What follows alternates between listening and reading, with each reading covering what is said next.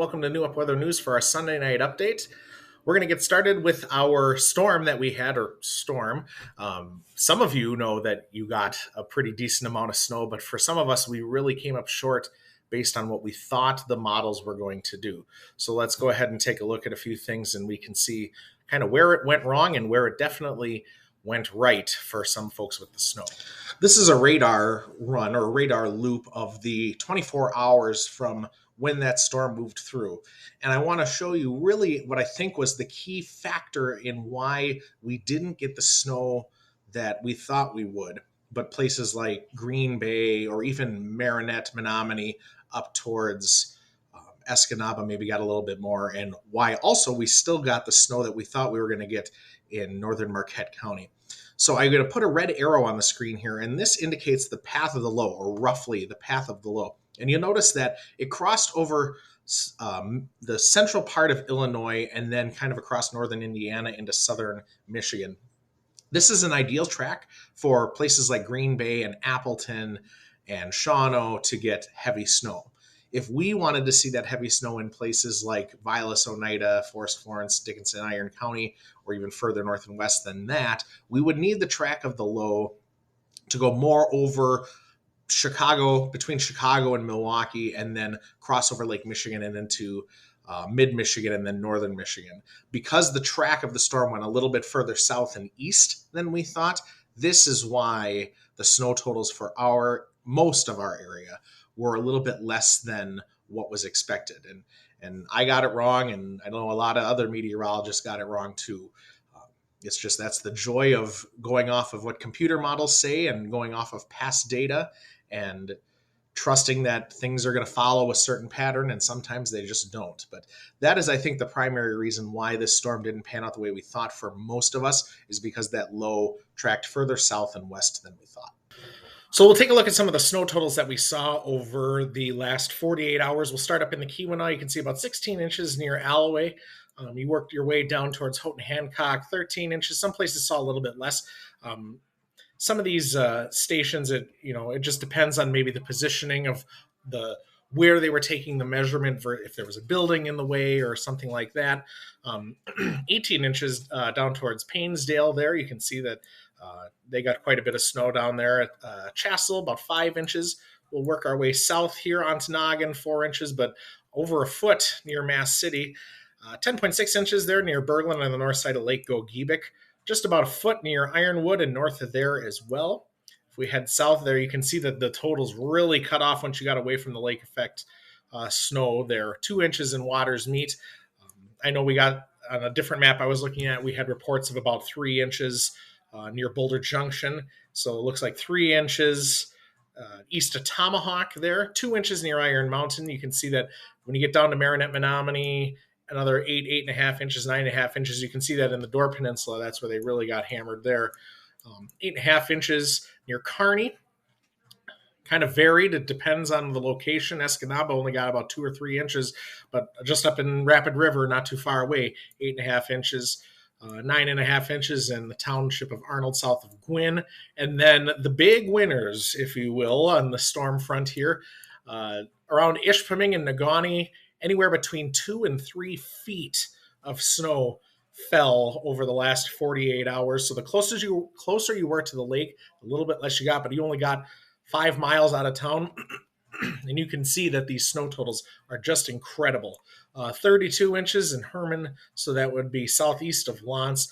And the big winner, Mount Arvin Township, 37.8 inches of snow over the last 48 hours. So that's just over 3 feet of snow with that lake effect snow band. Just incredible. So while we didn't see a lot of the heavier snow in the southern UP and in northern Wisconsin, if you were in the southern parts of Marinette or Oconto County and the far northern parts of Marquette County, Baraga County, along the Keweenaw, like we discussed last Thursday, they were the ones that really got this heavy snow.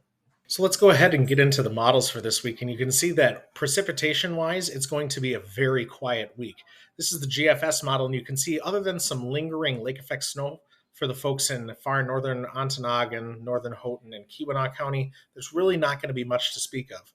There could be a weak disturbance that comes through on Wednesday, but I think that if anything, this is just going to be flurries, not anything that would even be worth measuring for accumulation.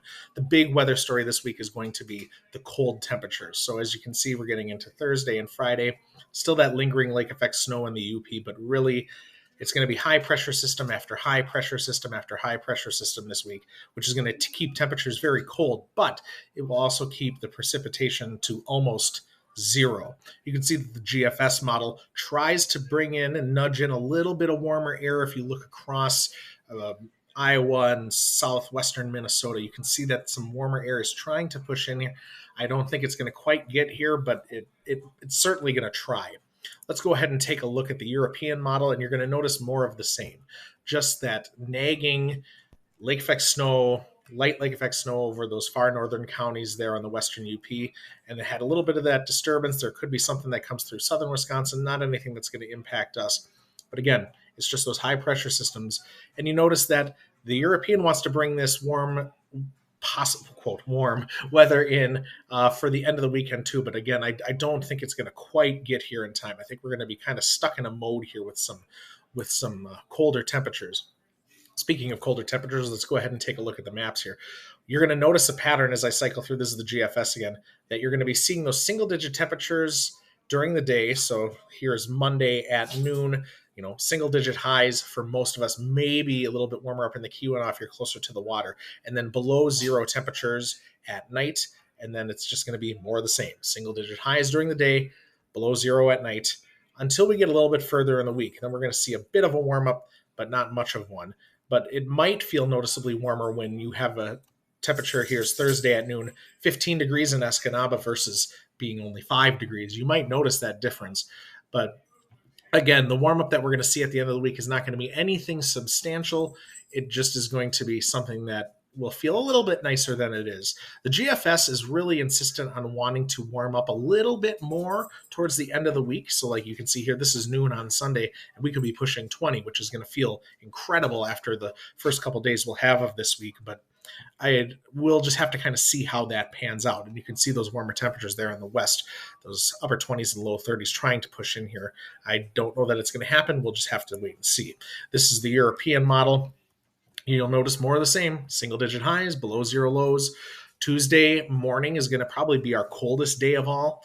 And as we go throughout the week, you're just going to see that same thing over and over and over until we get to the end of the week. The European is a little bit more bullish and wants to keep those colder temperatures in here and not bring in those warmer temperatures until Sunday. But we'll just have to wait and see how that goes. Wind chills, like I said, are going to be the big talking point of this week. I got the GFS back up here one more time, and you can see that colder air is moving in. That this morning and this afternoon on Sunday, we didn't see much as far as wind chills. There was a wind chill advisory out, but it wasn't too bad. But you look out west, you can see those colder temperatures starting to move in.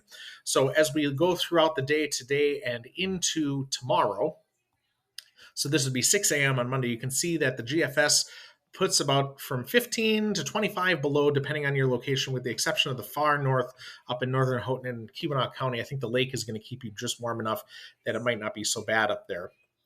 And again, those wind chills are going to hang on throughout the day. Like I said, I think early Tuesday morning is going to be our worst. So this would be actually 3 a.m. on Tuesday morning. And you can see between 20 to 30 below on this particular model, and those wind chills hang out. And throughout the day on Wednesday, same thing. But then you notice by the time we get into Thursday, they're going to kind of settle down a little bit, maybe a little bit on Thursday. But then by the weekend, especially, those are going to really, I think, get out of here. And we're going to be focused more on seeing a little bit more of a warm up. I'm going to go ahead and take it over to the European model here. And you're going to notice the same thing. So this would be going into 6 a.m. on Monday. Again, 20 to 30 below zero. The European is being a little bit more persistent with those lower temperatures. And then here's Tuesday, 6 a.m. Tuesday, 20 to 30 below with those wind chills. But then you'll notice as we go along, this would be noon on Wednesday. This would be 6 a.m. on Thursday. Still a little bit cold, but I don't think it's going to be enough to warrant a wind chill advisory or any other kind of wind chill headlines. And then by the weekend, like I said, these are going to settle down a little bit, where we're not going to have so much of that wind to worry about. So wind chills being the big topic of discussion this week, and not so much precipitation. We got the snow, now it's time for the cold. So let's go ahead and take a look at our 7-day forecast for this week. You're going to notice that like I said, we might see a good chance for sun most of this week, but that's going to come along with the bitter cold temperatures that we are going to be dealing with. Monday and Tuesday being our coldest days, you can see that highs are going to struggle to get out of the single digits for Northeast Wisconsin. Might be a little bit warmer in upper Michigan, especially if you're closer to the lake. But then at night, like Monday night into Tuesday, you're going to see, 11 below to 7 below are going to be your lows there. We're going to really struggle to get out of the single and double digits below zero Monday, Tuesday, and Wednesday. And those wind chills are going to be 25 to 35 below in the overnight hours, particularly Monday and Tuesday, going to be probably our coldest of the nights. And then we do get a slight warm up as we go along through the week. I'm thinking that we'll be back in the lower double digits there on Friday, and then probably seeing a little bit more clouds towards the end of the next week and into the weekend. And that's probably going to help support those warmer temperatures. When it's clear at night, that allows those cold temperatures to really settle in. But I think we're going to be seeing some more clouds as we get towards the end of the week. That's going to allow temperatures to get back up closer to 20 degrees as we get ready for the end of next week going into week after next. Speaking of week after next, let's go ahead and take a look at our CFS so you can see that as we go through this week, not a whole lot going on. Those high pressure systems are going to be dominating our weather. This would be now Monday the 22nd as we look into next week. High pressure is still going to continue, and we're still going to be having some cold temperatures. We might be dealing with an Alberta clipper the middle of week after next. And you notice those warmer temperatures are trying to push in here. Southern Wisconsin might actually be seeing a little bit of rain towards the end of the week after next. We'll have to see.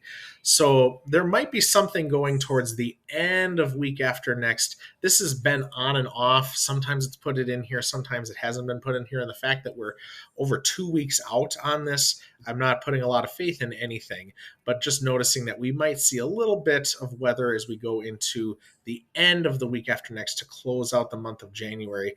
But those warmer temperatures are going to want to push in. And I really think that that's going to be staying true. And we had mentioned that before, that towards the end of the month of January, that we're going to see a bit of a warm up, even if that means closer to normal temperatures. So I want to close out and let you know that all of our Wisconsin counties are under a wind chill advisory until noon on Monday. And I imagine that will be extended throughout Tuesday as well. Upper Michigan counties still don't have any wind chill headlines yet.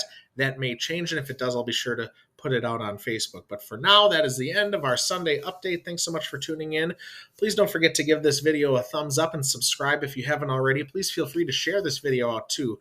I try to cover all the weather in far northern Wisconsin and the Upper Peninsula, at least west of Marquette and Escanaba. So if you know of anyone who lives in these areas that maybe would be interested in what we're offering here with these little videos, feel free to share it out, because I'd love to see our channel grow. We are getting more and more subscribers every week, and we've had a lot of watching of the videos over the last couple of weeks, and I am very thankful to all of you for that. So thank you for tuning in and to check out the videos. But for now, bundle up, stay warm, and we will see you next Sunday, if not before, for the next NEWUP Weather News video. Have a great night and have a great week.